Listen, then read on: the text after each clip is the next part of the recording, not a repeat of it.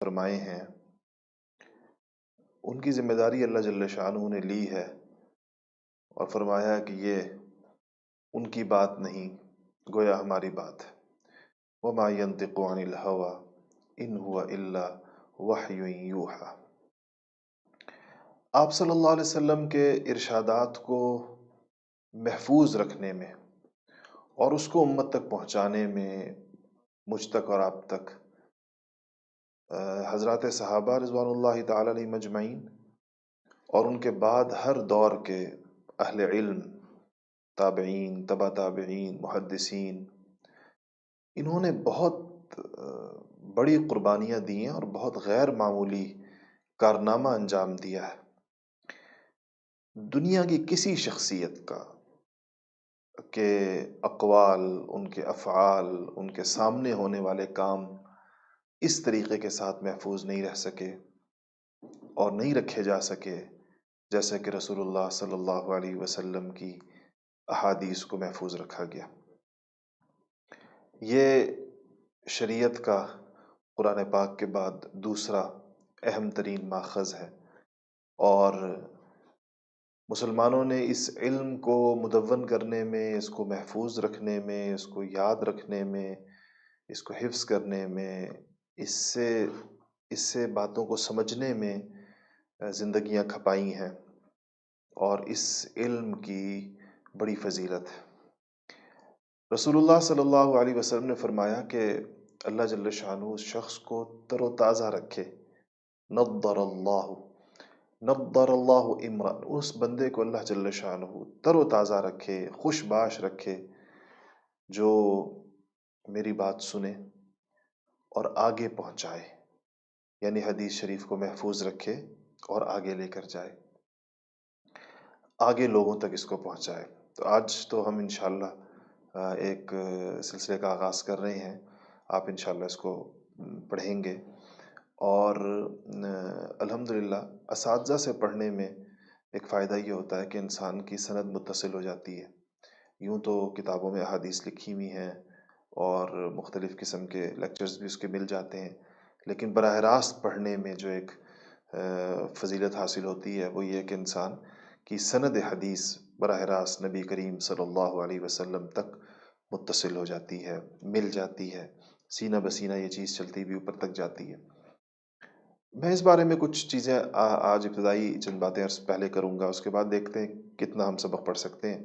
کچھ مجھے آپ کو حدیث شریف سے متعلق کچھ اصولی باتیں بھی بتانی ہیں، تاکہ آپ کو حدیث شریف کے حوالے سے کوئی بات جو اس کی بنیادی ٹرمینالوجیز ہیں، جو اس کی بنیادی کچھ چیزیں ہیں وہ آپ کو معلوم ہوں۔ ایک تو یہ کہ یہ جو درس ہے یہ آج ہمیں یہ ذرائع دستیاب ہیں کہ میں اسلام آباد میں بیٹھا ہوں، اور اس وقت مجھے ایگزیکٹ فگر تو معلوم نہیں ہے، لیکن میرے ساتھی مجھے بتاتے رہتے ہیں کہ کوئی 18-20 ہزار لوگ اس وقت، میرا اندازہ یہ ہے کوئی 17-18 ہزار لوگ اس وقت جو ہیں وہ اس سلسلے سے وابستہ ہیں۔ سارے لوگ تو اس وقت نہیں آ سکے ہوں گے، اس لیے کہ ٹائم زون کا فرق ہے دنیا کے بہت سارے ملکوں سے۔ اس وقت آسٹریلیا میں، جاپان میں شاید آدھی رات ہو، اور اس طرح کچھ اور ملکوں کے اندر بھی ایک ایسا وقت ہوگا کہ جس میں لوگ پڑھ نہیں سکیں گے۔ ان کے لیے ہم کوئی متبادل بندوبست کریں گے، اور شاید وہ یہی لیکچر ان کو دوبارہ بھیجنے کا کوئی نظام ہماری ٹیم انشاءاللہ بنائے گی۔ تو ہم ایک ایسی کیفیت میں بیٹھے ہوئے ہیں کہ میں ایک ملک میں ہوں اور ایک شہر میں ہوں، اور آپ لوگ پوری دنیا کے اندر ہیں۔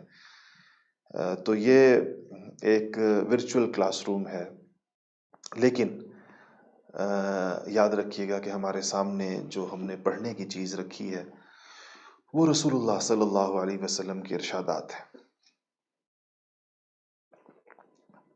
اور علماء نے لکھا ہے کہ حدیث پڑھنے پڑھانے والے کو اس بات کا احساس ہونا چاہیے کہ جیسے وہ آپ صلی اللہ علیہ وسلم کی مجلس میں بیٹھا ہو تو کتنے ادب سے بیٹھے گا، کتنی توجہ سے بیٹھے گا، کتنے اہتمام سے بیٹھے گا، کتنی پاکیزگی کے ساتھ بیٹھے گا، کتنی یکسوئی کے ساتھ بیٹھے گا۔ یہ کیفیت حدیث پڑھنے والے طالب علم کی ہونی چاہیے۔ آپ جتنے لوگ جہاں پر بھی ہیں، آپ نے یقیناً اپنے اہل خانہ کے ساتھ بیٹھے ہوں گے، تو کچھ چیزوں کا آپ اہتمام کر لیجئے تاکہ اس درس کا آپ کو فائدہ ہو۔ یہ درس لائیو فیس بک پر نہیں چلایا گیا، یوٹیوب پر نہیں چلایا گیا، اس کی وجہ یہ تھی، ورنہ رجسٹریشنز کی ضرورت ہی نہ پڑتی، اور ہم لائیو فیس بک پہ جیسے بہت کچھ کہتے رہتے ہیں، یہ بھی درس ہو سکتا تھا وہاں پر، لیکن یہ ہمیں خیال آیا کہ یہ درس اگر اس طرح لائیو ہوگا تو لوگ اس کو اس طرح کیجولی سنیں گے جیسے وہ باقی کانٹینٹ سنتے ہیں، خبریں جیسے سنتے ہیں اور ڈرامے جیسے دیکھتے ہیں یا کوئی اور چیز۔ ہم یہ چاہ رہے تھے کہ یہ ایک کلاس روم انوائرمنٹ کریٹ ہو جہاں جہاں پر بھی آپ لوگ بیٹھے ہوئے ہیں۔ تو آج چونکہ پہلا دن ہے، میں چند باتیں آپ سے عرض کروں گا اس کے آداب سے متعلق۔ سب سے پہلے سبق کے آداب سے متعلق ایک تو آپ یہ کوشش کریں کہ آپ تمام اہل خانہ ایک جگہ جمع ہو جائیں، گھر کی مستورات بھی تشریف رکھ سکتی ہیں، اور وہ بچے بھی جو بات کو سمجھ سکتے ہوں گے۔ بہت چھوٹے بچے، اگر آپ ان کا کوئی بندوبست کوئی اور کر سکتے ہیں تو اس کو کر لیجئے تاکہ وہ ڈسٹرب نہ کریں آپ کی کلاس کو۔ تو آپ اس کو کسی بڑی اسکرین کے اوپر لگا سکتے ہیں گھر کی، اور سارے گھر والے سامنے بیٹھیں، باوضو ہو کر بیٹھیے۔ یہ سبق چونکہ پڑھنے کے لیے آپ بیٹھیں تو وضو کا اہتمام اس کے اندر ضرور کیجیے گا۔ حدیث شریف کی بڑی نورانیت ہوتی ہے، اور جو نورانیت کے جتنے اسباب ہیں اگر اس کو اختیار کر لیا جائے گا تو آپ اس کا صرف ایک علمی فائدہ نہیں محسوس کریں گے، آپ اس کا ایک عملی فائدہ، اپنے اندر ایک پاکیزگی کا احساس، اپنے اندر ایک سکون کی کیفیت، اور آپ کو ایسے محسوس ہوگا جیسے کہ آپ کے دل کے تار چھڑے ہیں۔ نبی کریم صلی اللہ علیہ وسلم کی گفتگو میں، آپ کے ارشادات میں، آپ کے الفاظ میں، آپ کی تعبیرات میں اتنی طاقت اور قوت ہے، ہمیں اس کے لیے اپنی باطنی ڈیوائس کو ایک طرح سے بہت متوجہ کر کے رکھنے کی ضرورت ہے۔ تو وضو کا اہتمام ضرور کیجیے گا۔ دوسری چیز یہ کہ جہاں پر بھی نبی کریم صلی اللہ علیہ وسلم کا نام نامی اسم گرامی آئے تو وہاں صلی اللہ علیہ وسلم ضرور کہیے، اور اتنی آواز سے کہیے کہ اگر ساتھ والے کو بھولا ہوا ہے تو اس کو بھی یاد آ جائے، اور اس کی زبان سے بھی صلی اللہ علیہ وسلم نے حدیث حدیث شریف پڑھنے پڑھانے والوں کو ایک بہت بڑی سہولت جو ملتی ہے وہ یہ ملتی ہے کہ ان کو بار بار درود شریف پڑھنے کا موقع ملتا ہے، بار بار درود شریف ان کی زبان پر آتا ہے۔ تو یہ ایک نورانیت میں ایک پاکیزگی کا ایک احساس، آپ صلی اللہ علیہ وسلم کے ساتھ ایک قلبی تعلق اس کے اندر قائم ہوتا ہے۔ تو درود شریف کا اہتمام رکھیے گا۔ شیخ الحدیث حضرت مولانا زکریا صاحب رحمۃ اللہ علیہ اس زمانے کے قریب کے زمانے کے بڑے مشہور محدثین میں سے ہیں۔ انہوں نے لکھا ہے، اپنی آپ بیتی میں ایک بڑا دلچسپ واقعہ لکھا ہے۔ انہوں نے کہا کہ میں حدیث شریف اپنے والد صاحب سے پڑھتا تھا، اور میرے والد صاحب نے اہتمام کیا تھا، مجھے کہا تھا کہ تمہیں باقی جتنے بھی علوم اور فنون ہیں، منطق ہے اور عربی ادب ہے اور صرف ہے اور نحو ہے، جو قرآن و حدیث سمجھنے کے لیے جتنے علوم پڑھائے جاتے ہیں 17 18 20 قسم کے، وہ تو تم نے جن سے بھی پڑھوا لیا، میں نے تمہیں کوئی بات نہیں۔ حدیث شریف میں تمہیں صرف یا خود پڑھاؤں گا یا تمہیں اپنے زمانے کے سب سے بڑے محدث جو سمجھے جاتے تھے یا بڑے محدثین میں جو سمجھے جاتے تھے بر صغیر میں، حضرت مولانا خلیل احمد صاحب سہارنپوری رحمۃ اللہ علیہ، کہا کہ یا ان سے پڑھو گے کیونکہ وہ تمہارے شیخ ہیں، تم ان کا ادب کرتے ہو، اور کہا کہ باپ ہونے کی وجہ سے میرا بھی کرتے ہو، تو میں چاہتا ہوں کہ تم حدیث شریف جن سے پڑھو تو پھر تم ان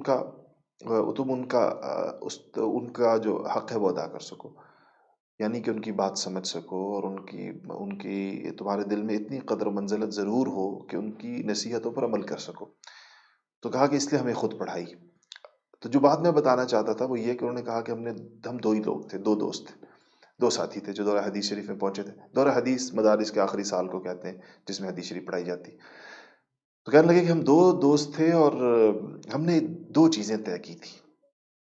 ایک ہم نے یہ طے کیا تھا کہ ہم کوئی حدیث شریف بغیر وضو کے نہیں پڑھیں گے، اور دوسرا ہم نے یہ طے کیا تھا کہ استاد جب پڑھا رہا ہوگا تو ہم کوئی حدیث مس نہیں ہونے دیں گے، یعنی ہر حدیث ہم استاد سے براہ راست پڑھیں گے۔ اچھا، کہتے ہیں دونوں چیزوں میں مشکل یہ تھی کہ ہمارا حدیث کا سبق کئی گھنٹے کا ہوتا تھا، کیونکہ دورہ حدیث کا مطلب ہی ہوتا ہے صبح سے لے کے شام تک حدیث پڑھائی جاتی ہے، بلکہ رات گئے تک مدارس کے اندر تو عشاء کے بعد 10 10 11 11 بجے تک حدیث کا سبق چلتا ہے۔ تو کہا کہ مشکل یہ تھی کہ اتنی دیر کے اندر دو ساتھی ہیں تو ایک کو وضو کی ضرورت پیش آ سکتی ہے، تو ہم نے اس کا طریقہ یہ نکالا، کہتے ہیں کہ ہم جب دونوں حدیث کے لیے بیٹھتے تھے والد صاحب کے سامنے، تو جس کو وضو کی ضرورت پیش آتی تھی تو وہ اپنے ساتھ والے ساتھی کو ایک ہلکا سا کوہنی مارتا تھا. اس کا مطلب یہ ہوتا تھا کہ میں وضو کرنے جا رہا ہوں. تو یہ جو دوسرا ساتھی ہوتا تھا، یہ سبق روکنے کے لیے کہ والد صاحب اگلی حدیث نہ پڑھا دیں، استاد اگلی حدیث نہ پڑھا دیں، وہ فوراً کوئی سوال جڑ دیتا تھا، کوئی سوال کر دیا کرتا تھا. تو وہ استاد سوال میں مشغول ہو جاتے تھے، کہتے تھے اتنے میں وہ جس کو وضو کر کے آنا ہوتا تھا وہ بھاگتا ہوا جلدی سے جا کر 4 فرض جو وضو کے ہوتے ہیں کا وہ پورے کر کے جلدی سے آ کر بیٹھ جایا کرتا تھا. کہ ہم نے اس کا اہتمام کیا، اور اس سے بڑی دلچسپ واقعات پیش آئے، اس کا ذکر بھی کرتے ہیں کیسے ہوتا تھا. تو کہتے ہیں ہم نے وضو کا بھی اہتمام ہمارا جاری رہا، اور استاد کے سامنے کوئی حدیث ہماری مس نہیں ہوئی. تو اس لیے میں نے آپ سے کہا کہ آپ ایک تو اس کا اہتمام بھی کریں اور یکسوئی کا اہتمام کریں، شور شرابہ نہ ہو، اور آپ کو بار بار اٹھ کے بیچ میں جانا نہ پڑے. یہ وقت آپ پورا پورا آپ نے اگر طے کیا ہے کہ آپ اس میں حدیث پڑھیں گے تو پورے اہتمام سے حدیث شریف کو یہ وقت دیجیے، اور اس کو جو پڑھنے کے لیے جو یکسوئی درکار ہوتی ہے اس کا اہتمام کیجیے. تو ایک بات تو یہ آداب سے متعلق ہو گئی. آپ کی نشست مؤدبانہ ہونی چاہیے. اگر آپ لیٹے ہوئے ہیں تو آپ بیٹھ جائیے، اور اگر آپ کسی ایسی کیفیت میں بیٹھے ہیں جو کہ حدیث کے ادب کے خلاف ہے تو مؤدبانہ نشست ہونی چاہیے. یہ تو اس کے آداب سے متعلق ہے. کچھ اس کے فضائل جو پڑھنے پڑھانے کے ہیں وہ بڑے غیر معمولی ہیں. حضرات صحابہ رضوان اللہ تعالی علیہ مجمعین نے بڑے اہتمام سے ایک ایک حدیث جا کر سنی ہے، اور لمبے لمبے اسفار کیے ہیں اس کے لیے. حضرت ابو الدرداء رضی اللہ تعالیٰ عنہ، مشہور صحابی، دمشق یعنی شام میں تشریف فرماتے کہ ایک صاحب تشریف لائے اور کہا کہ اے رسول اللہ صلی اللہ علیہ وسلم کے ساتھی اور صحابی، میں مدینۃ الرسول سے یعنی مدینہ منورہ سے آپ کے پاس دمشق یعنی شام اس لیے آیا ہوں کہ آپ مجھے حضور اکرم صلی اللہ علیہ وسلم کی کوئی بات سنائیں، حضور اکرم صلی اللہ علیہ وسلم کوئی ارشاد سنائیں، کوئی حدیث سنائیں. حضرت ابو الدرداء رضی اللہ تعالیٰ عنہ اس کی اس مجاہدے کو اور اس کے اس قربانی کو اور اس کے اس طویل سفر کو دیکھ کر، اور آپ نے پھر وہ حدیث شریف اس کو بہت حیران بھی ہوئے، بڑی قدر بھی کی، اور پھر کہا کہ حضور اکرم صلی اللہ علیہ وسلم سے میں نے یہ سنا ہے. اور ایک طویل حدیث ہے وہ سنائی جس میں علم کے فضائل تھے کہ جو شخص علم کے لیے گھر سے چلتا ہے، علم کے حصول کے لیے گھر سے قدم نکالتا ہے، تو اس کے رستے میں فرشتے پر بچھاتے ہیں. یہ اللہ تعالیٰ کی طرف سے ایک اکرام ہے، اللہ تعالیٰ کی طرف سے ایک پروٹوکول ہے کہ یہ بجائے زمین کے اوپر اپنے پاؤں رکھتا ہوا جائے، فرشتے اس کے لیے پر بچھاتے ہیں کہ ان کے پروں کے اوپر وہ چل کر آئے. تو خیر بات لمبی ہو جائے گی. اس طرح اور بہت ساری روایات ہیں جس کے اندر خاص طور پر علم دین کے حصول کے فضائل ہیں، قرآن شریف پڑھنے پڑھانے کے، حدیث شریف پڑھنے پڑھانے کے.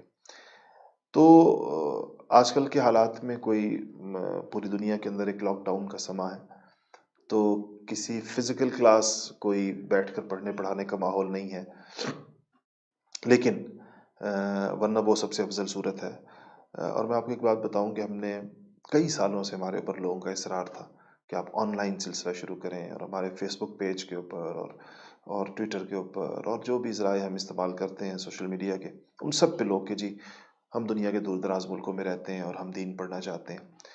ہمیں جو تأمل تھا، جو ابھی تک شروع نہ کرنے کی وجہ تھی، وہ یہ تھی کہ ہمارا یہ رائے ہے کہ صحیح معنوں میں جو دین کا فائدہ ہوتا ہے، دین پڑھنے کا فائدہ یہ ہوتا ہے کہ انسان کو علم کے ساتھ ساتھ عمل پر بھی انسان اس کے آتا ہے.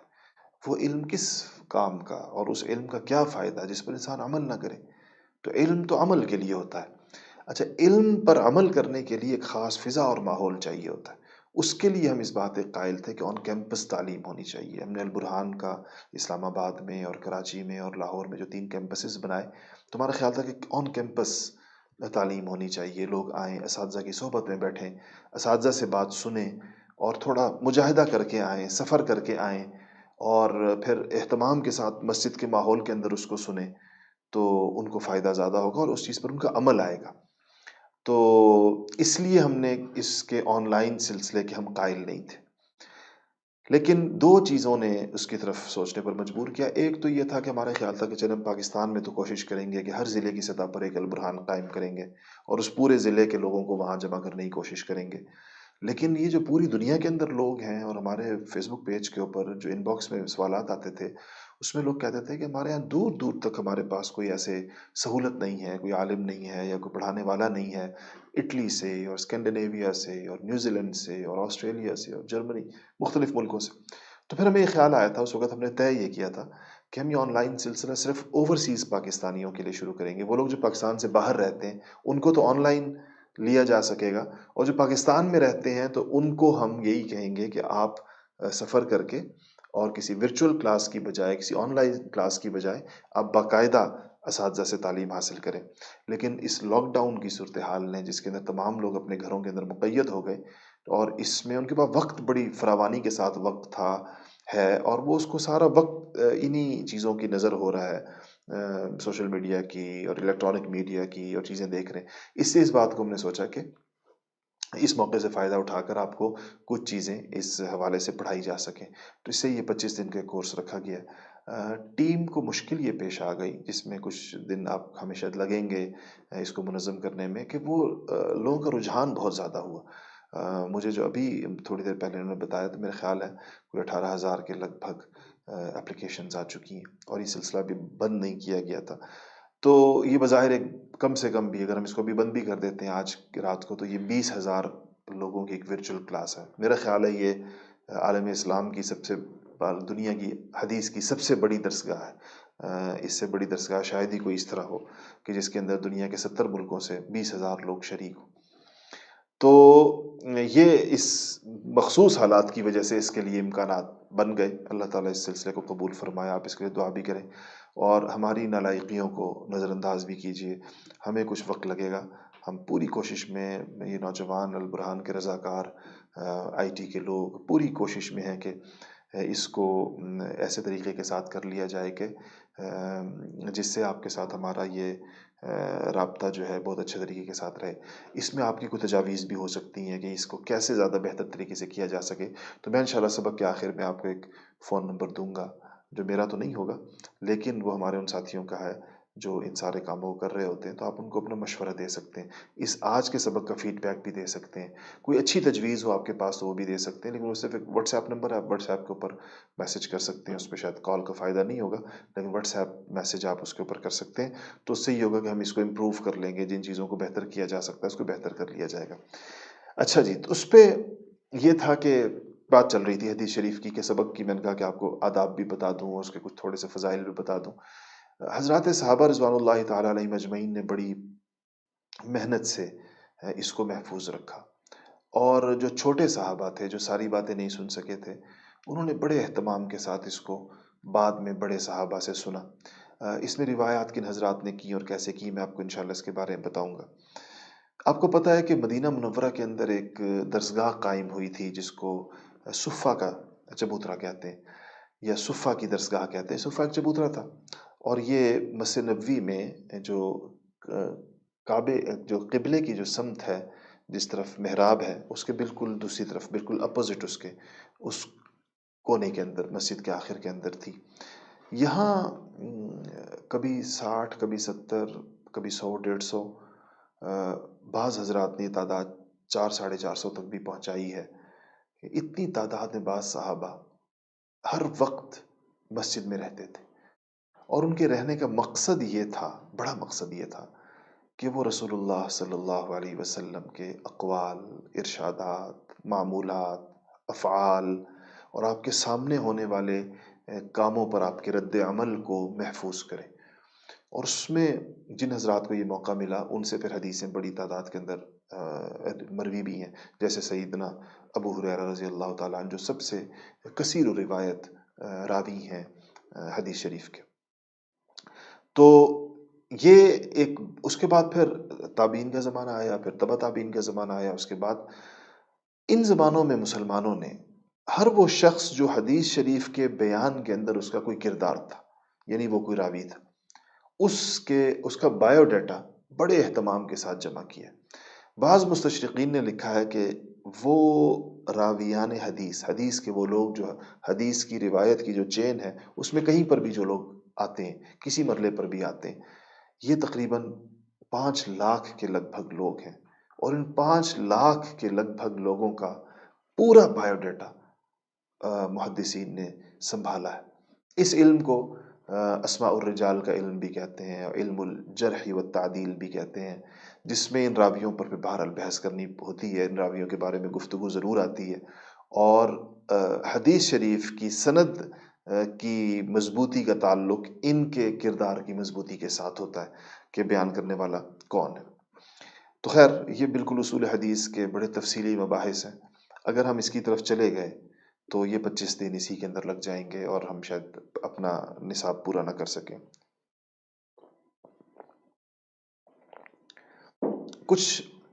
کچھ میں آپ کو ڈیفینیشنز بتا دوں، اور اگر آپ نوٹ بکس اپنے پاس رکھیں گے تو مجھے اچھا لگے گا، اور آپ کو بھی آسانی رہے گی کہ آپ ان چیزوں کو نوٹ کر لیں گے، اور یہ آپ کو کام آئیں گی، آپ کو پھر ہمیشہ یاد رہے گا کہ میں نے حدیث پڑھی تھی کسی زمانے میں اور مجھے یہ باتیں بتائی گئی تھی۔ حدیث کا لغوی معنی کیا ہے، یعنی حدیث کہتے عربی لغت کے اندر کس چیز کو ہے؟ تو حدیث نئی اور جدید چیز کو کہتے ہیں، جدید یا نئی، اور عربی کے اندر نئے زمانے کو بھی، جس کے لیے بھی لفظ حدیث استعمال ہوتا ہے کہ نیا زمانہ ہے، جدید چیز ہے۔ تو لیکن جب یہ ٹرمینالوجی جو استعمال ہوتی ہے حدیث کی، تو اس سے مراد نبی کریم صلی اللہ علیہ وسلم کا قول، آپ کا فعل اور آپ کی تقریر ہے۔ قول تو آپ جانتے ہیں، بات کو کہتے ہیں، آپ کی بات، اور فعل آپ کے کام کو کہتے ہیں۔ تقریر اس کو نہیں کہتے جس کو ہم اردو میں تقریر کہتے ہیں، اردو میں ہم تقریر بیان کو کہتے ہیں، اسپیچ کو کہتے ہیں، یہاں تقریر کا یہ مطلب نہیں۔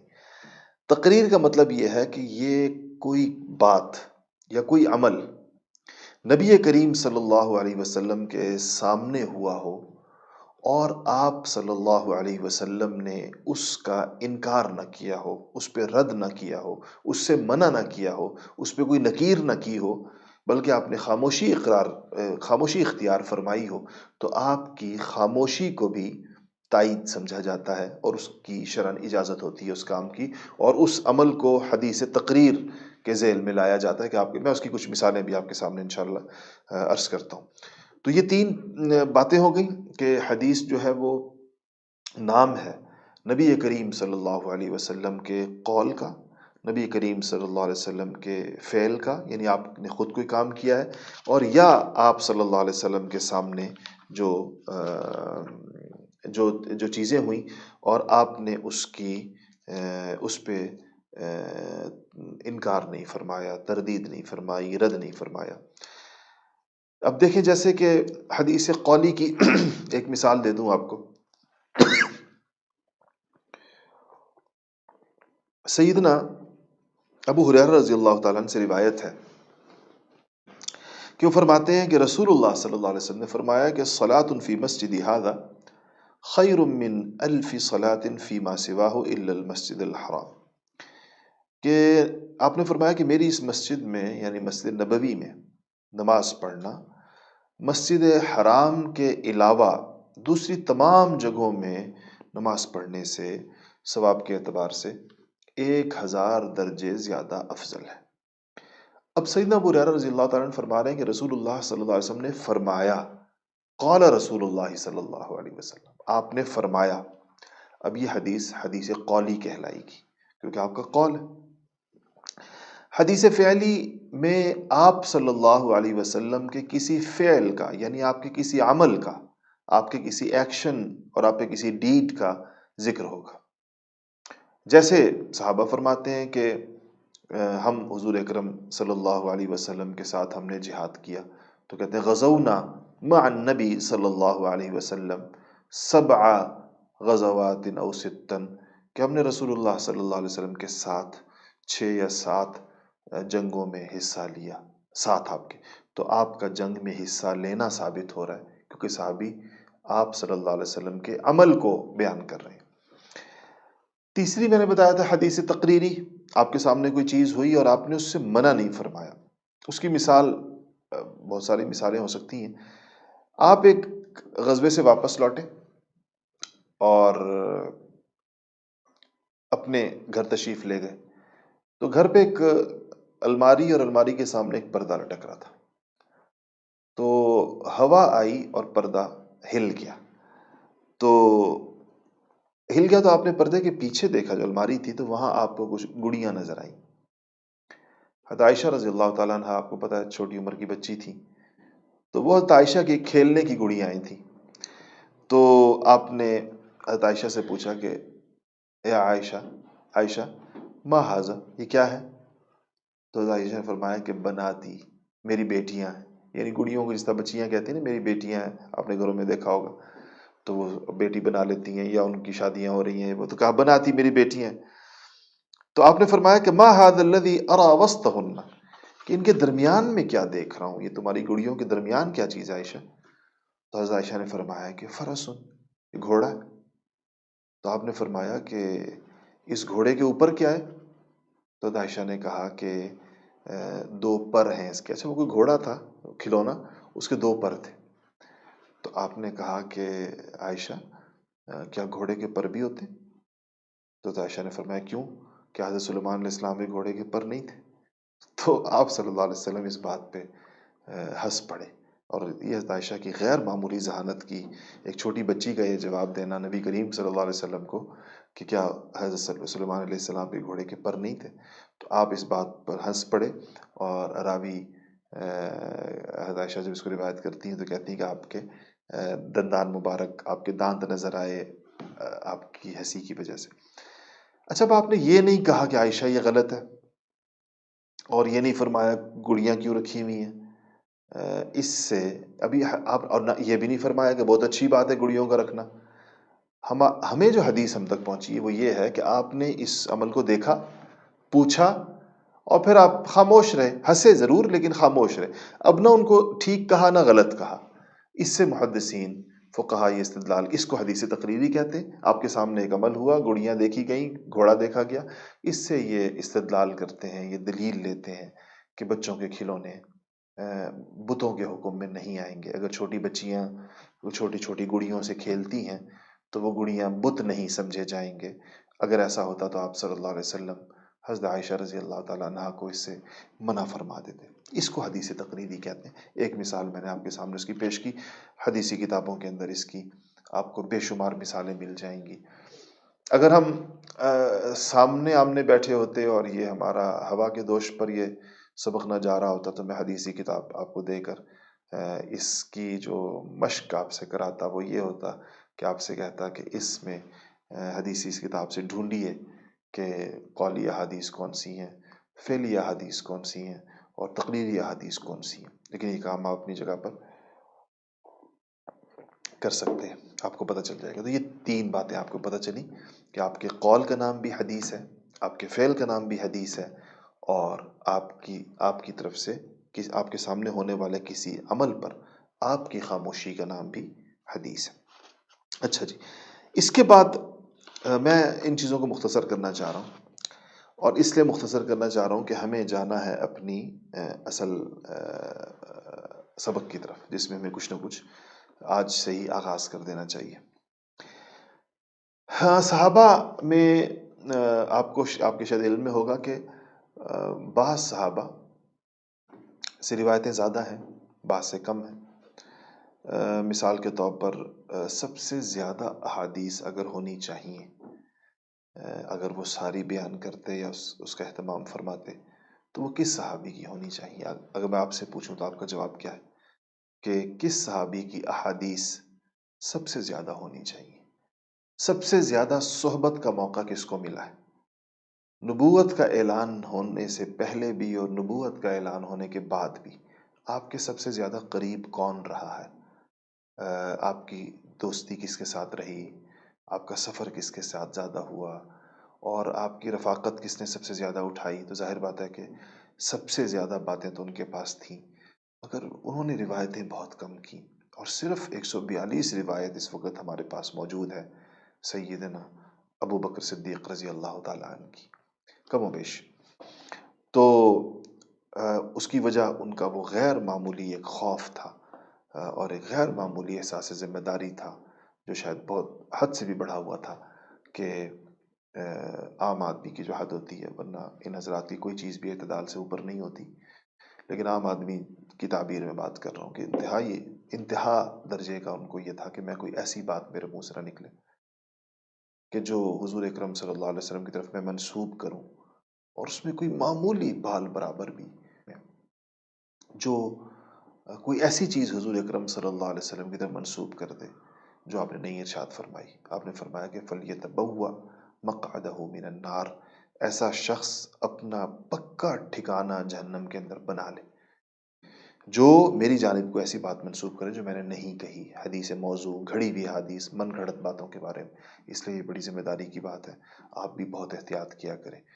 اور احادیث کو، واٹس ایپ پر آئی ہوئی حدیثوں کو، میسیجز میں آئی ہوئی حدیثوں کو بغیر تحقیق کے آگے فارورڈ مت کیا کریں. اور آپ کی اور عام لوگوں کی اور میرے جیسے عام لوگوں کی ہماری تحقیق کیا ہوتی ہے؟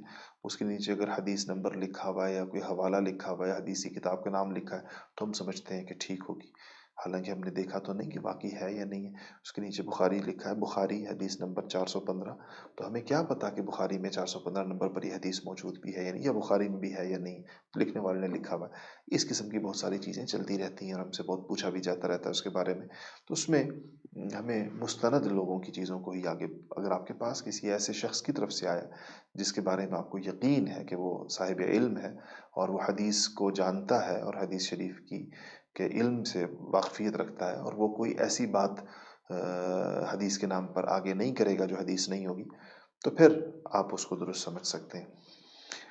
اچھا، دوسرے نمبر پر سیدنا عمر فاروق رضی اللہ تعالیٰ عنہ سے 537 کے لگ بھگ روایات ہیں.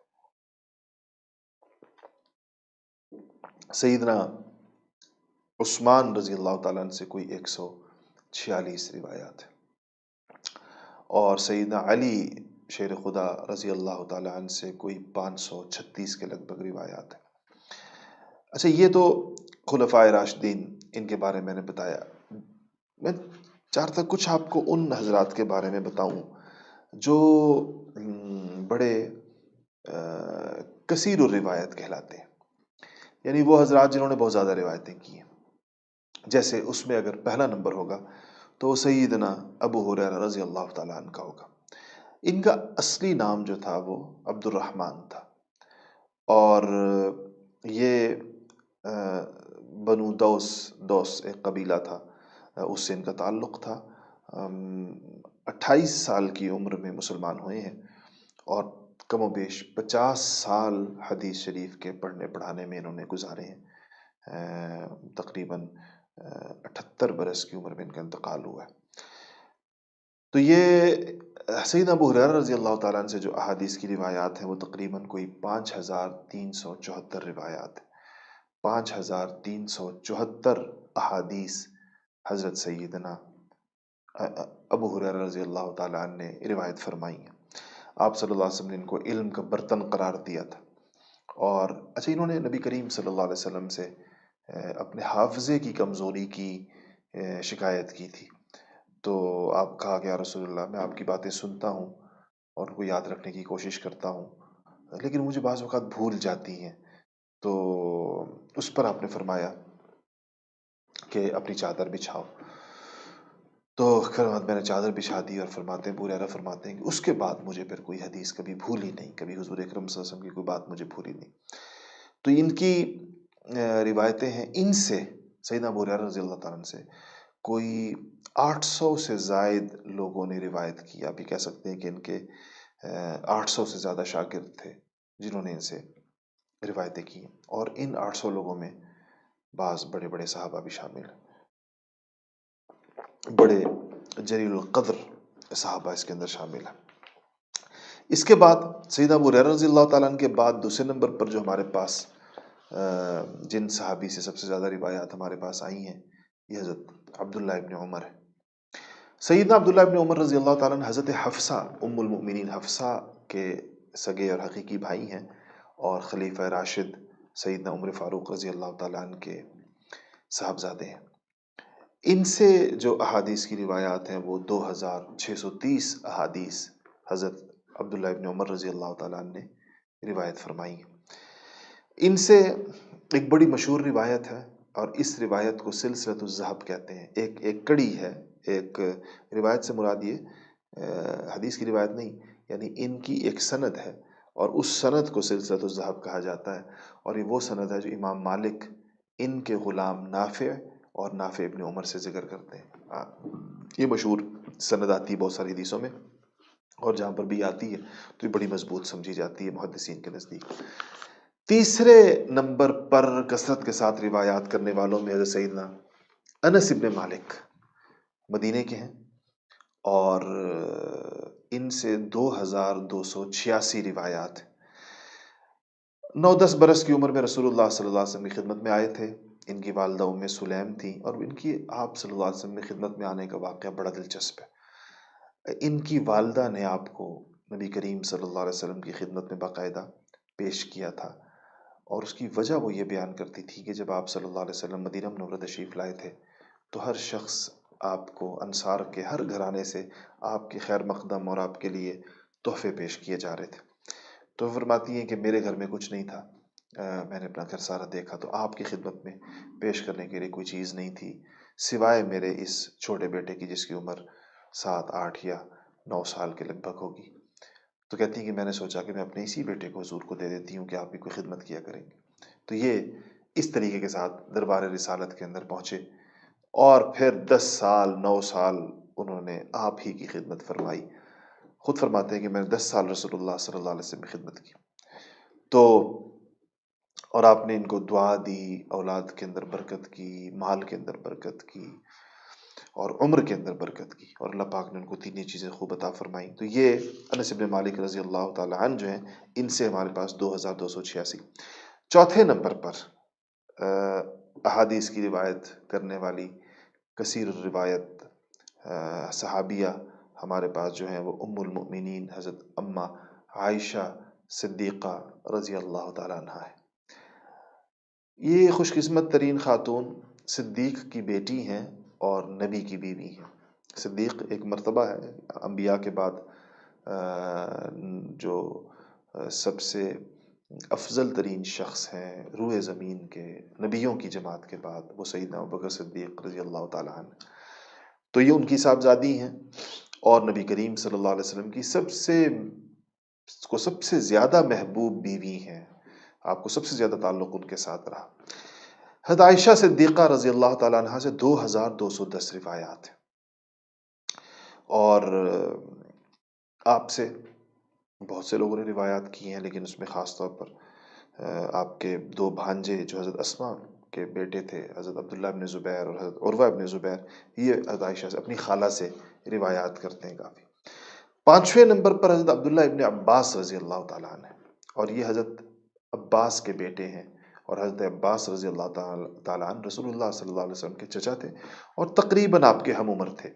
عبد المطلب کے صاحبزادوں میں یہ سب سے چھوٹے تھے، اور حضرت عباس ان کے، یہ عبداللہ ابن عباس جو ہیں ان کے بیٹے ہیں، کوئی 1660 کے لگ بھگ روایات ان سے ہم تک پہنچی ہیں۔ اور اس کے بعد 6 نمبر پر حضرت جابر بن عبداللہ ہیں جو انصاری صحابی ہیں، اور ان سے جو ہے یہ جو انصار کا مشہور قبیلہ خزرج تھا اس سے ان کا تعلق تھا، اور کوئی 1540 کے لگ بھگ احادیث ان سے مروی ہیں۔ تو یہ وہ حضرات ہیں جنہوں نے روایات کی ہیں، صحابہ میں سے زیادہ روایات کی ہیں، تھوڑے والے بھی ہیں، 1 روایت والے صحابی بھی ملیں گے آپ کو، 5 روایتوں والے بھی ملیں گے، 50 والے بھی ملیں گے، 40 والے بھی ملیں گے، اور حضرات خلفائے راشدین کی روایتوں کے بارے میں نے آپ کو بتا دیا۔ یہ مختصر سا پس منظر تھا، اور اس میں یہ ہے کہ آپ کو کچھ حدیث کی تعریف پتہ چل گئی، کچھ جن حضرات نے زیادہ کثرت سے روایات کی ان کو پتہ چل گئی۔ ایک چیز اور جس کی میں ضرورت محسوس کرتا ہوں، لیکن وہ اس کا تعلق ہمارے وقت کے ساتھ ہے کہ ہمارے پاس وقت کتنا ہوتا ہے۔ تو اگر ہمارے پاس اتنا وقت ہوتا تو میں آپ کو ضرور یہ چاہتا کہ ہم لوگ کچھ نہ کچھ وقت اصول حدیثی کچھ چیزوں کو ضرور ہم لوگ پڑھ لیتے ہیں۔ اصول حدیث میں یہ ہوتا ہے کہ یہ پتہ چل جاتا ہے کہ صحیح حدیث کس کو کہتے ہیں، ضعیف کس کو کہتے ہیں، متواتر کیا ہے، مشہور کیا ہے، خبر واحد۔ مختلف اعتبار سے حدیث شریف کی اقسام کی گئی ہیں، مختلف انواع کے اندر ان کو بانٹا گیا ہے، تقسیم کیا گیا ہے۔ اس سے تھوڑا سا انسان کو یہ اندازہ ہو جاتا ہے کہ کون سی احادیث جو ہیں وہ کس درجے میں مستند سمجھی جاتی ہیں، ان کی اوتھینٹسٹی کا لیول کیا ہوتا ہے۔ اور ظاہر بات ہے کہ حدیث کی اوتھینٹسٹی کی جب بات ہوتی ہے تو اس سے اس کی سند کی ثقافت مراد ہوتی ہے۔ یہ جب طے ہو جائے کہ یہ رسول اللہ صلی اللہ علیہ وسلم کی روایت ہے، پھر تو اس میں تو کوئی اس کی تو کوئی کلاسیفیکیشن نہیں ہوگی کہ یہ کتنی ٹھیک ہے، کہ آپ صلی اللہ علیہ وسلم کے تمام ارشادات ٹھیک ہیں اور بالکل ہی ٹھیک ہیں، کسی کی مجال کیا ہے کہ اس کے بارے میں کوئی تبصرہ کر سکے۔ لیکن ظاہر بات ہے کہ ہم تک پہنچنے کے جو اس کے ذرائع ہیں اس پر محدثین گفتگو کرتے ہیں۔ یہ پورا علم الاسناد ہے، بہت بڑا علم ہے، اور اس میں وہ جو چین ہے پہنچانے والی اور اس کے مختلف اور چیزیں، اس کے اعتبار سے بہرحال کلاسیفیکیشنز کی جاتی ہیں اور احادیث کو مختلف کیٹیگریز کے اندر تقسیم کیا جاتا ہے۔ یہ بڑا دلچسپ اصول حدیث یا مصطلح الحدیث جس کو کہتے ہیں، بہت ہی دلچسپ فن ہے، بڑا علم ہے، علماء نے اس پہ زندگیاں گزاری ہیں، بڑی بڑی تصانیف ہیں، اور بہت اس کا ایک بڑی شان ہے اس علم کی۔ لیکن پھر جس طرح میں نے عرض کیا کہ قلت وقت کے سبب ہم اس کی طرف اگر چلے جائیں گے تو ہمیں وقت چاہیے ہوگا۔ دیکھتے ہیں، سبق چلاتے ہیں، آپ کے فیڈ بیک کو بھی دیکھیں گے اور پھر طے کریں گے کہ ہم اس میں سے کچھ کیا روزانہ تھوڑا تھوڑا پڑھ سکتے ہیں یا نہیں۔ آج میں چاہ رہا تھا کہ ہم سبق کا آغاز ضرور کر دیں، اور اس کی وجہ یہ ہے کہ ہم نے اعلان کیا تھا کہ ہم 10 احادیث روز ہوں گی، تو وہ اس میں سے جتنی کم سے کم آج ہو سکیں تو ہم آغاز کرتے ہیں، بسم اللہ کرتے ہیں۔ بسم اللہ الرحمن الرحیم ایک دعا ہے کسی بھی علم کو یا کسی کتاب کو شروع کرنے سے پہلے کی، تو وہ آپ میرے ساتھ پڑھ لیں تاکہ، اور اس دعا کا ترجمہ میں آپ کو بتا دیتا ہوں کہ وہ کہا جاتا ہے۔ میں پہلے ترجمہ بتا دیتا ہوں، پھر اس کے بعد ہم پڑھیں گے کہ ربی یسر ولا تعسر وتمم بالخیر وبک نستعین یا فتاح، کہ یا اللہ میرے لیے اس کو آسان فرما دے اور میرے لیے اس میں کوئی دشواری اور مشکل والی بات نہ ہو، اور اس کو خیر کے ساتھ اختتام پذیر فرما دے، اور تجھ سے ہی میں مدد مانگتا ہوں۔ اور اے کھول دینے والے، اے دل کھول دینے والے، اے علم کھول دینے والے، اے فہم کھول دے، یا فتاح، فتاح کا مطلب کھولنے والا۔ تو پڑھیے میرے ساتھ، ربی یسر ولا تعسر وتمم بالخیر وبک نستعین یا فتاح یا فتاح یا فتاح۔ جزاکم اللہ۔ پہلی روایت عن ابن عباس رضی اللہ عنہما قال قال النبی صلی اللہ علیہ وسلم نعمتان مغبون فیہما کثیر من الناس الصحۃ والفراغ۔ بخاری شریف کی روایت ہے اور حدیث کا نمبر 6412 ہے، اور ابن ماجہ میں بھی روایت آپ کو 4170 نمبر پر ملے گی انشاءاللہ۔ یہاں تمام کتابوں کا ذکر نہیں ہوگا، ایک یا دو کتابوں کا ذکر ہوگا جہاں پر ورنہ اگر اس کے تمام شواہد نکالے جائیں تو یہ حدیث کی اور بھی آپ کو بے شمار کتابوں کے اندر یہ حدیث ملے گی۔ ابھی ابن عباس کا ذکر ہوا رضی اللہ عنہما،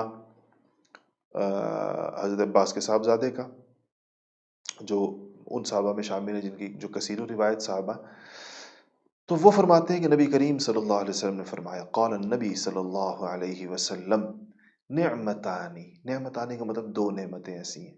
نعمت کہتے ہیں، اور عربی کے اندر جب الف اور نون اس کے ساتھ آ جائے، نعمتانی یا نعمتینی دونوں جو ہیں وہ تثنیہ کا صیغہ کے دو کے لیے استعمال ہوتا ہے۔ یہ نعمتانی بھی استعمال ہوگا، نعمتینی بھی استعمال ہوگا اپنی اپنی جگہ۔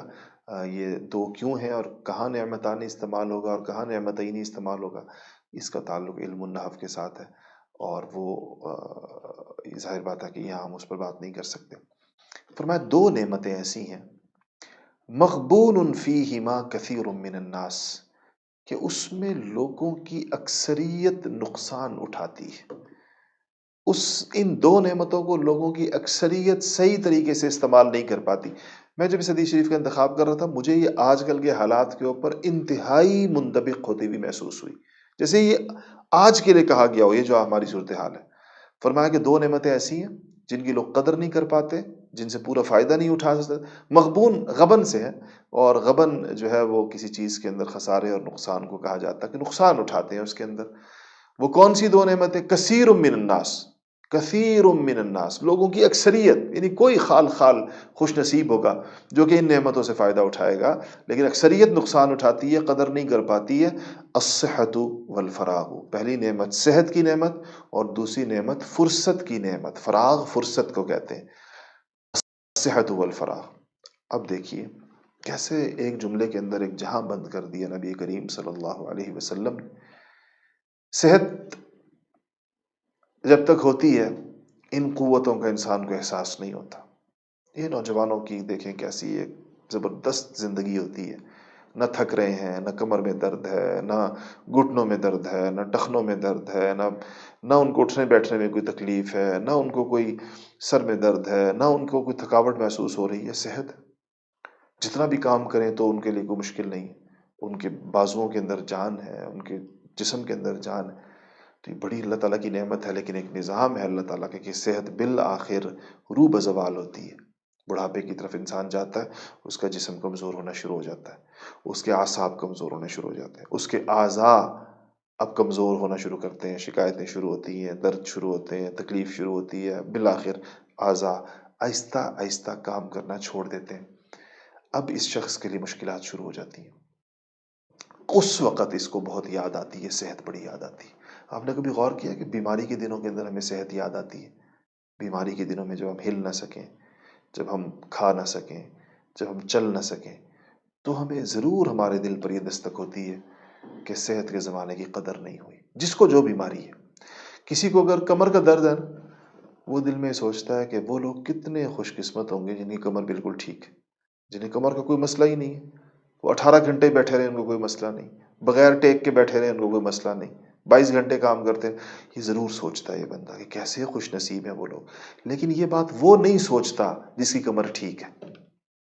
وہ نہیں سوچتا، اس کو یہ خیال نہیں آتا، اس کو کچھ اور چیزیں لوگوں کی بڑی لگنے لگ جاتی ہیں، اس کے خیال اس کے پاس پیسہ ہے، شاید بہت بڑی چیز ہے اس کے پاس۔ دوسری چیز جو ارشاد فرمائی، والفراغ، فراغ کہتے ہیں آپ کا عافیت کے اندر ہونا، فرصت کے اندر ہونا، وقت کا ہونا۔ اس وقت کا درست استعمال نہیں ہو پاتا۔ صحیح بتائیے، دل پر ہاتھ رکھ کے بتائیں، لاک ڈاؤن کو آج پتہ نہیں کتنے دن ہو گئے، مجھے تو یاد بھی نہیں، چلیں ہم یہ سمجھ لیتے ہیں شاید 1 ہفتہ ہو گیا۔ تو اگر 1 ہفتہ اس کو ہو گیا، تو اس 1 ہفتے کو ہم نے کیسے گزارا؟ یہ تو فراغت کی آخری قسم تھی جو ہمیں دستیاب تھی، اس سے زیادہ فراغت تو ممکن نہیں ہے۔ شاید آپ نے زندگی میں کبھی ایسا وقت نہ گزارا، میں نے تو کم سے کم نہیں دیکھا اپنی زندگی کے اندر کہ لوگ اس طرح معطل ہو کر گھروں کے اندر آئے ہوں۔ ایسا نہیں ہوتا کبھی بھی۔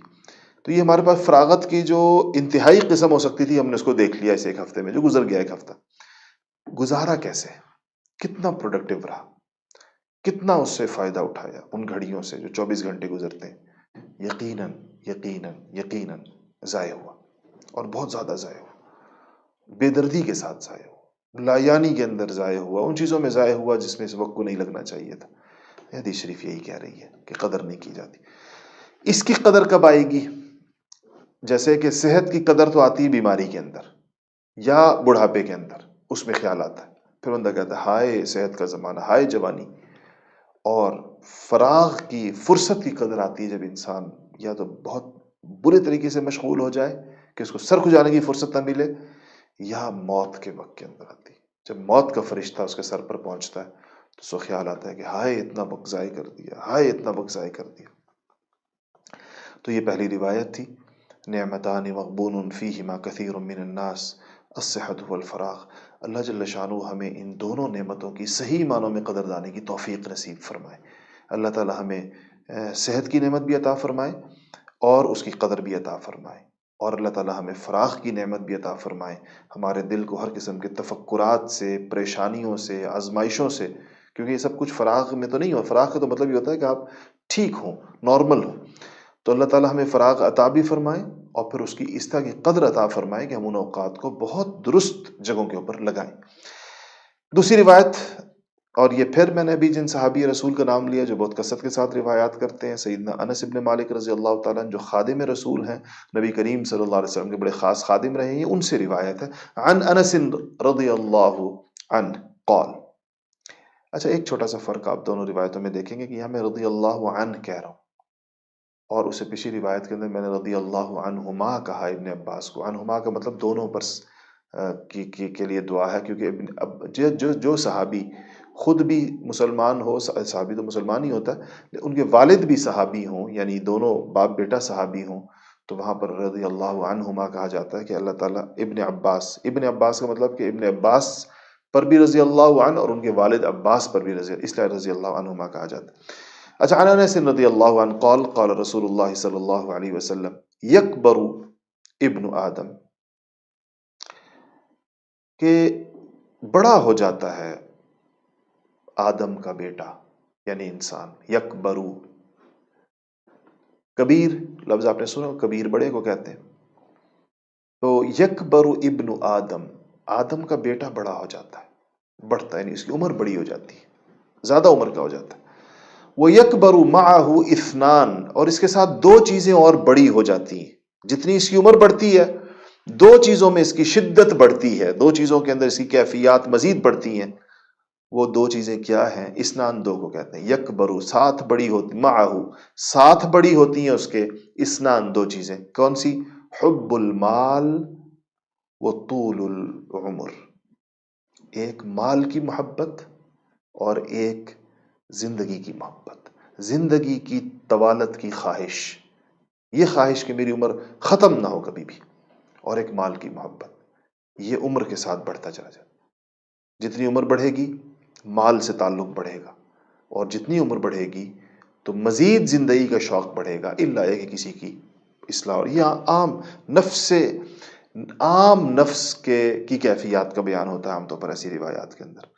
جو تزکیہ کر لیتا ہے اپنا، جس کا نفس مزکہ ہو جاتا ہے، جس کی اصلاح ہو جاتی ہے، تو ظاہر بات ہے کہ اس کی کیفیت نہیں ہوتی. جیسے آپ صلی اللہ علیہ وسلم کے نفس کی یہ کیفیت نہیں تھی، اور آپ کے بعد صحابہ کے نفوس قدسیہ کی کیفیت یہ نہیں تھی، اللہ والوں کے نفوس. تو یہ عام نفس انسانی کی بات ہو رہی ہے کہ طبعاً نفس انسانی ایسا ہے، الا یہ کہ اس کی اصلاح کر دی جائے، الا یہ کہ اس کا تزکیہ ہو جائے، تو پھر ایسا نہیں رہے گا. تو آپ نے فرمایا کہ اس کے ساتھ دو چیزیں بڑھتی ہیں. یعنی اس لیے مجھے کہتے ہوئے حیا بھی آتی کہ بڑی عمر کے لوگوں کو عام طور پر مال کی محبت جوانوں کی نسبت زیادہ ہوتی ہے. حالانکہ جوان کو ضرورت زیادہ ہوتی ہے مال کی، اپنے کیریئر کا آغاز کر رہا ہوتا ہے، یا اس کے اندر چل رہا ہوتا ہے، یا رسپانسبلٹیز بعض اوقات زیادہ ہوتی. لیکن چونکہ وہ عمر کے ساتھ ایک چیز بڑی ہے عام حالات میں، اس لیے ادھر بعض اوقات بڑے بڑھاپے میں بھی آپ دیکھتے ہوں گے کہ اپنی بلانگنگز کے ساتھ، اپنی چیزوں کے ساتھ، اپنی دولت کے ساتھ، اپنے سرمایہ کے ساتھ شدید قسم کا تعلق ہوتا ہے، اور بالکل اس کے خرچ کا مزاج نہیں ہوتا. اللہ تعالیٰ ایسے مزاج سے پناہ عطا فرمائے. اس لیے اپنی اصلاح کرنی چاہیے تاکہ یہ مزاج نہ بنے. یہ آپ نے ارشاد فرمایا. تیسری روایت، عن عبداللہ ابن ابی بکر قال سمعت انس ابن مالک. عبداللہ ابن ابی بکر کہتے ہیں کہ میں نے انس ابن مالک سے سنا، وہی انس ابن مالک جو پچھلی روایت کے اندر بھی موجود ہے. یقول، وہ فرماتے ہیں، قال رسول اللہ صلی اللہ علیہ وسلم، فرماتے ہیں کہ نبی کریم صلی اللہ علیہ وسلم فرمایا کہ یتبع المیت ثلاثہ، جب کوئی انسان مر جاتا ہے تو اس کی مردے کو میت کہتے ہیں. تو میت کے ساتھ تین چیزیں جاتی ہیں. یتبع کا مطلب ہے پیچھے جانا، یعنی میت جب قبرستان لے جائی جاتی ہے تو اس کے ساتھ تین چیزیں ہوتی ہیں. فیرجع اثنان کا دو واپس آ جاتی ہیں، وَيَبْقَى مَعَهُ واحد ایک اس کے ساتھ قبر کے اندر چلی جاتی. فرمایا کہ یتبعہ اہلہ ومالہ وعملہ، اس کے ساتھ اس کا مال، اس کے ساتھ اس کا خاندان، اور اس کے ساتھ اس کا عمل، یہ تین چیزیں جاتی ہیں. خاندان تو ساتھ جاتا ہے دفنانے کے لیے، عمل انسان کے ساتھ ہی ہوتا ہے. مال ساتھ جانے کا مطلب یہ دو مطلب ہوتے ہیں. ایک تو بعض جگہوں پر رواج تھا باقاعدہ کہ میت کے ساتھ اس کا مال قبرستان تک لے جایا جاتا تھا، اس کے اعزاز کے اندر، یہ اس کا جی، یہ اس کے ہیرے ہیں اور یہ اس کے جواہرات ہیں۔ اور ایک یہ کہ اگر اس کے ساتھ فزیکلی نہ بھی ہو تو اس کا سمجھا جاتا ہے، جب تک وہ تدفین کے بعد ہی لوگ میراث تقسیم کرتے ہیں، اس وقت تک تو میت ہی کی سمجھی جاتی ہے۔ تو آپ نے فرمایا کہ فَيَرْجِعُ أَهْلُهُ وَمَالُهُ، اس کا اہل بھی واپس آتا ہے، قبر کے اندر نہیں جاتا، مال بھی واپس آتا ہے، قبر کے اندر نہیں جاتا، یعنی یہ دونوں بے وفا ہیں، نہ خاندان ساتھ قبر کے اندر جائے گا، نہ شوہر کی بیوی قبر میں جائے گی، نہ بیوی شوہر کے قبر میں جائے گی، نہ بچے ساتھ جائیں گے، نہ والدین ساتھ جائیں گے، نہ بہن بھائی ساتھ، یہ سب دفنا کر واپس آئیں گے۔ وَيَبْقَى عَمَلُهُ، آپ نے فرمایا اس کا عمل ساتھ رہے گا۔ اس کا مقصد یہ ہے کہ عمل وفادار ہے، عمل ساتھ رہے، چھوڑے گا نہیں۔ اس قبر کی وحشتوں میں، قبر کی تنہائیوں میں، قبر کے اندھیروں میں عمل آپ کے ساتھ رہے گا، وہ آپ کا دل بھی بہلائے گا، وہ آپ کے اس طرف سے سوال و جواب بھی میں بھی موجود ہوگا اور آپ کو تقویت دے گا، جوابات سجھائے گا، اور آپ کے لیے قبر کی وسعتوں کا بندوبست بھی کرے گا، روشنیوں کا بھی کرے گا، جنت کی کھڑکی بھی کھلے گی، عمل ساتھ رہے گا۔ تو فرمایا کہ اچھا، انسان زندگی ساری خاندان پر لگا دیتا ہے لیکن وہ بے وفا ہے، اس اعتبار سے زندگی ساری مال پر لگا دیتا ہے۔ یہ بتایا جا رہا ہے کہ تم مال پر اور اہل پر یعنی خاندان پر اپنے سارے اوقات لگا رہے ہو، مال کمانے میں اور خاندان پر لگانے میں، اور یہ دونوں اس وقت تک تمہارے ساتھ ہیں، زیادہ سے زیادہ، اس سے پہلے بھی جا سکتے ہیں، یہ ضروری نہیں کہ موت تک ساتھ رہیں گے، بظاہر اس وقت تک ساتھ ہیں، جب زیادہ سے زیادہ اس وقت تک ساتھ ہیں جب تک تمہارا سانس نہیں نکلا۔ ورنہ دنیا میں کتنے والدین آج تنہا بیٹھے ہوئے، اولاد تو ساتھ نہیں ہے۔ میں جہاں رہتا ہوں یہاں اسلام آباد کے اندر، یہاں تو بہت کم گھروں کے اندر والدین، بوڑھے والدین کے ساتھ اولاد رہتی، بچے انگلینڈ میں، امریکہ میں، آسٹریلیا میں، نیوزی لینڈ میں اپنی زندگیاں گزار رہے ہیں، بوڑھے ماں باپ یہاں رہتے ہیں۔ جو کھاتے پیتے لوگ ہیں وہ ذرا نوکروں کے رحم و کرم پر ہیں، جو ذرا زیادہ کھاتے پیتے نہیں ہیں، بوڑھے بیچارے اپنا کام خود کرتے ہیں، اولاد دنیا میں چھوڑ گئی ہے ساتھ۔ اور آپ میں سے جو لوگ مغربی دنیا میں رہتے ہیں وہ تو بہت اچھے طریقے کے ساتھ اولاد کی وفاداری کے سے واقف ہوں گے۔ تو مال بھی ایسا ہی ہے، مال بڑے بے وفا چیز ہے، انسان اپنے بہترین اوقات اس کو دیتا ہے لیکن اس کا نتیجہ نہیں اس کو ملتا۔ تو کہا یہ دونوں بے وفا چیزیں، اس پہ بقدر ضرورت شریعت کا حکم سمجھ کر جتنا شریعت نے کہا ہے اتنا ہی اس پر انسان اپنے وقت اور صلاحیتیں صرف کرے، باقی اوقات اور صلاحیتیں عمل کے اوپر لگائے۔ دائمی چیز ہے، ہمیشہ کی چیز ہے، ہر وقت کام میں آنے والی چیز ہے۔ دیکھیں میں آپ سے ایک چیز عرض کرتا ہوں، آپ نے کبھی شجرکاری کی، درخت لگایا؟ آپ نے کبھی درخت لگایا ہو تو آپ دیکھیے گا کہ ایک درخت، بیج، زمین تیار کرنا درخت کے لیے، بیج بونا، پانی دینا، اس میں سے کومپل کا نکلنا، اس سے ایک تناور درخت کا بننا، کتنا لمبا عمل ہے، 7-8 سال کی اس کو ہر چیز سے محفوظ رکھنا، کبھی چھاؤں سے، کبھی دھوپ سے، جانوروں سے، پرندوں سے، انسانوں کے پاؤں سے، بارشوں سے، ہواؤں سے بچا بچا بچا بچا بچا بچا کر آپ ایک درخت اونچا کرتے ہیں۔ حدیث شریف میں آتا ہے جو شخص ایک دفعہ اپنی زبان سے سبحان اللہ کہتا ہے، ہم پڑھیں گے وہ حدیث انشاءاللہ، سبحان اللہ کہتا ہے کوئی کلمہ، جنت کے اندر ایک درخت لگ جاتا ہے، اور وہ درخت اتنا بڑا ہے کہ اگر اس کے سائے کے اندر ایک عربی نسل کا گھوڑا 100 برس تک دوڑتا رہے تو اس کا سایہ ختم نہیں ہوگا۔ اتنا بڑا درخت جنت میں کس چیز پر ملا؟ 1 سیکنڈ کی عبادت پر۔ الحمدللہ پڑھیے، آپ سبحان اللہ کہیے، آپ سبحان اللہ کہیں، ہم سب نے الحمدللہ کہا، اتنے درخت لگ گئے جنت کے اندر، آپ ہزاروں لوگ سن رہے ہیں اور ہزاروں درخت لگ گئے ہم سب کی جنت میں۔ حدیث میں رسول اللہ کے ارشاد، میں آپ کو سناؤں گا جب اپنے جگہ پر جب وہ آئے گا، کتنے وقت میں کتنا بڑا کام ہو گیا، اور ہم کن کاموں میں لگے ہوئے ہیں جس کا کوئی نتیجہ ہمیں نہیں ملے گا آخرت کے اندر۔ تو یہ بڑی اہم ترین چیز ہے۔